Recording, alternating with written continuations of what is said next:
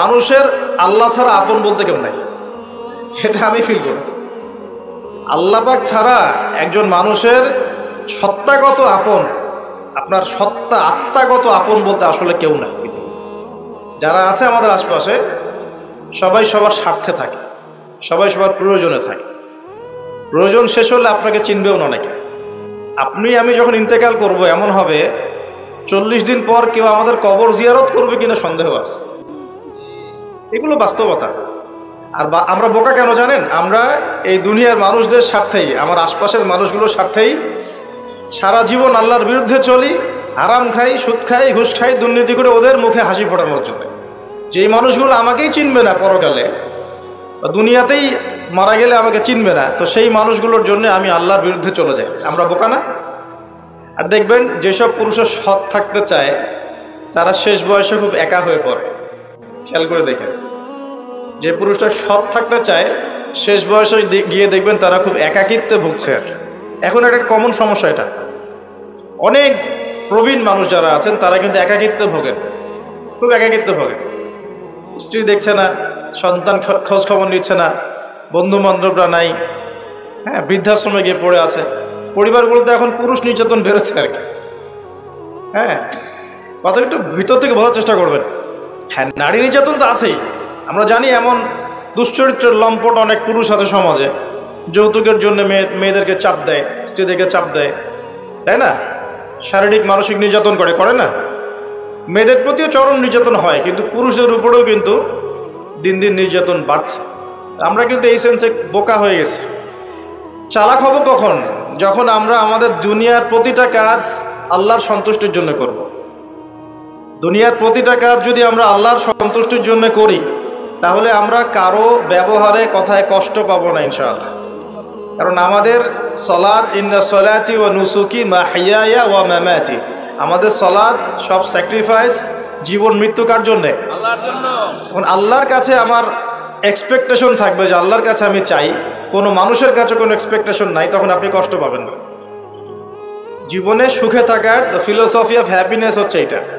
জীবনে সুখে থাকার, সুখী হওয়ার, এই দুনিয়ার জীবনে সুখী হওয়ার ফিলোসফি হচ্ছে আল্লাহ ছাড়া কারো কাছে আশা করেন এবং আল্লাহ ছাড়া অন্য কারোর জন্য কোনো কিছু করতে চান না, আল্লাহকে সন্তুষ্ট করার জন্য করতে যান। ইনশাআল্লাহ আল্লাহ পাক আপনাকে সব কিছুই দিবে ইনশাআল্লাহ। সম্মান, মর্যাদা, প্রতিপত্তি, মানুষের ভালোবাসা সবই পাবেন যদি আপনি আল্লাহর হয়ে যান। আমি একটু ভিতরে চলে আসছি আর কি, বাইরে আসে আবার আসেন। তো এই যে কুরসির কথা বলছিলাম, আয়াতুল কুরসি কেন তেলাওয়াত করবেন? কারণ রাত্রেবেলা একজন মালাক বা ফেরেশতা আপনাকে পাহারা দিবে ইনশাআল্লাহ। আর পশ্চিমাদের দর্শন বলে দিলাম, ওরা কিন্তু এই অদৃশ্যের জগতে বিশ্বাস করে না। এই কারণে আমরা যারা অদৃশ্যের জগতে বিশ্বাস করি, আমাদেরকে এইসব সাম্প্রদায়িক শব্দ দিয়ে তারা সারা বিশ্বের বুকে আন্ডারএস্টিমেট করার চেষ্টা করেছে। এগুলো ধরতে হবে এগুলা। সামনে আসেন। এখন কুরসির পরে কি আছে? এই কুরসির উপরে আছে একটা মহাসাগর। কি আছে? মহাসাগর। নাসা কি বলেছে এখন পর্যন্ত? এই জন্য আমরা কেউ বিশ্বাস করি না। কালকেই যদি দেখবেন নাসা বলে দেয় হ্যাঁ একটা মহাসাগরের সন্ধান পাওয়া গেছে, পৃথিবী থেকে লক্ষ কোটি আলোকবর্ষ দূরে, নাম দিয়ে দিল যে FM 0000mm2, একটা নাম দিয়ে দিল। ওরা তো এরকম নাম দেয় আর কি, তাই না? বাস তখন কিন্তু দেখবেন সারা বিশ্বের মানুষ চোখ বন্ধ করে বিশ্বাস করবে কি না? আমরা কিন্তু আল্লাহর প্রতি চোখ বন্ধ করে বিশ্বাসের জায়গায় এই পশ্চিমাদের উপর এখন চোখ বন্ধ করে বিশ্বাস করি। কি বুঝেন? এটা কিন্তু শিরক হচ্ছে, এটাও শিরক হচ্ছে। তো একটা কথা মিস করে গেছি, ইব্রাহিম আলাইহিস সালাম করার যে পরীক্ষায় পড়েছিলেন, তখন কিন্তু তিনি প্রশ্ন করেননি আল্লাহকে, আল্লাহ একজন মাসুম বাচ্চাকে কেন করব, এর পিছনে যুক্তি কি, এর পিছনে বিজ্ঞান কি, এর পিছনে দর্শন কি, প্রশ্ন করেছিলেন? তিনি একদম সামি'না ওয়া আতা'না, আল্লাহ পাক আদেশ করেছেন, চোখ বন্ধ করে পালন করতে গিয়েছে। ইব্রাহিম আলাইহিস সালাম অন্ধভাবে আল্লাহর আদেশ মেনে চললেন না? আর ইব্রাহিম আলাইহিস সালাম সবচেয়ে বড় মুসলিম না আমি সবচেয়ে বড় মুসলিম? বলেন, কে এই উম্মার নামকরণ করেছেন মুসলিম? সূরা হজ পড়ে দেখেন, হুয়া সাম্মাকুমুল মুসলিমিন। এই হুয়া মানে কে? মিল্লাতে আবিকুম ইব্রাহিম, ইব্রাহিম আলাইহিস সালামের মিল্লাত, তিনি তোমাদের পিতা, যিনি তোমাদের নামকরণ করেছেন কি?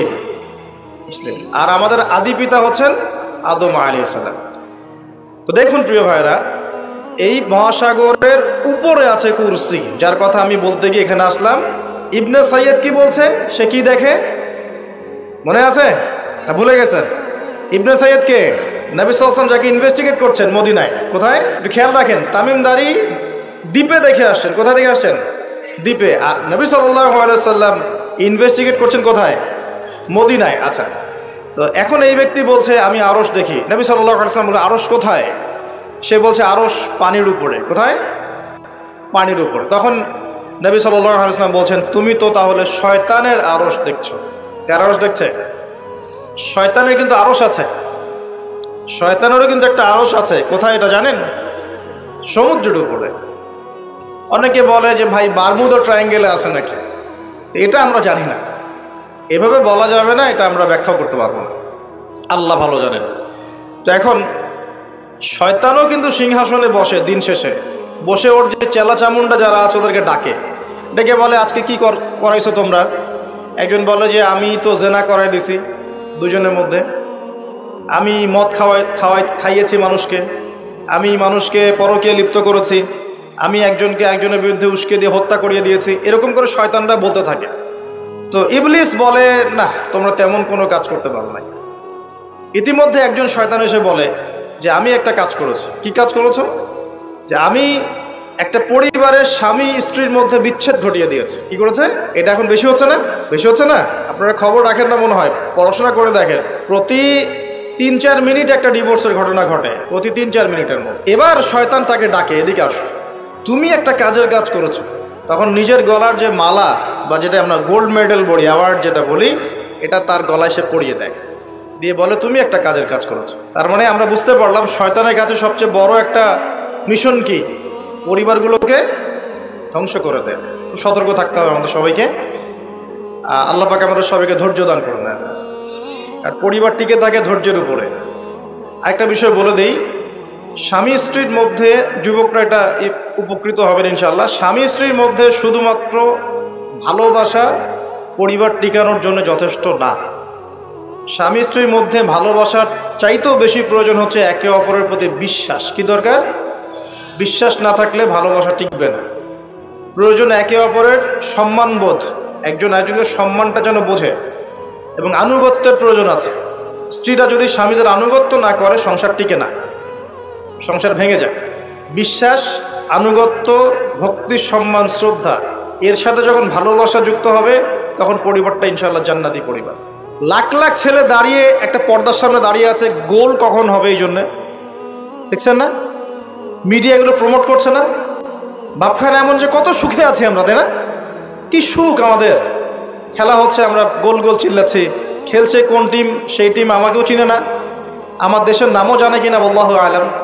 এমন কেন জাতিগতভাবে আমরা এমন কেন হলাম? জাতিগতভাবে আমাদের কোনো ব্যক্তিত্ব নাই, আমাদের কোনো গায়রত নাই। আমাদের তো যুদ্ধের হিস্ট্রি আছে, আমাদের বীরত্বের হিস্ট্রি আছে, আমাদের ভাষা আন্দোলন হিস্ট্রি আছে। দেশের কনসেপ্ট বাদ দিয়ে ইসলামের কনসেপ্টও যদি বলেন, আমরা তো তারেক বিন জিয়াদের উত্তরসূরি, বিন কাসিমের উত্তরসূরি, খালেদ বিন ওয়ালিদ, উমর ইবনুল খাত্তাবের উত্তরসূরি। আমাদের কোনো গায়রত নাই? যদি আমি একা একা সকালবেলা উঠে ফজরের নামাজের পরে এই মাঠটাকে 10 রাউন্ড দেই, এটা আমার জায়েজ না? না জায়েজ? জায়েজ। এখন আপনারা 10 জন 20 জন দুটা টিম হয়ে গেলেন, আমি তো টুকটাক খেলাধুলার মধ্যে ছিলাম, টিম হয়ে গেলেন, এখন আপনারা খেলছেন ফুটবল, 1 ঘন্টা আধা ঘন্টা খেলবেন, জায়েজ না? না জায়েজ? কিন্তু এই খেলাটাকে টেলিকাস্ট করে আপনি হাজার হাজার মানুষের সময় তো নষ্ট করতে পারেন না, হায়াত তো নষ্ট করতে পারেন না। এই খেলাকে কেন্দ্র করে তো জুয়ার আসর বসাতে পারবেন না, এটাকে কেন্দ্র করে আপনি lakh lakh billion billion dollars খরচ করতে পারবেন না তো। অথচ আপনার পাশেই প্রতিবেশী রাষ্ট্র না খেয়ে মারা যায়, আমাদের পাশেই মিডল ইস্টের পাশেই প্রতিবেশী রাষ্ট্র না খেয়ে শিশুরা মারা যাচ্ছে।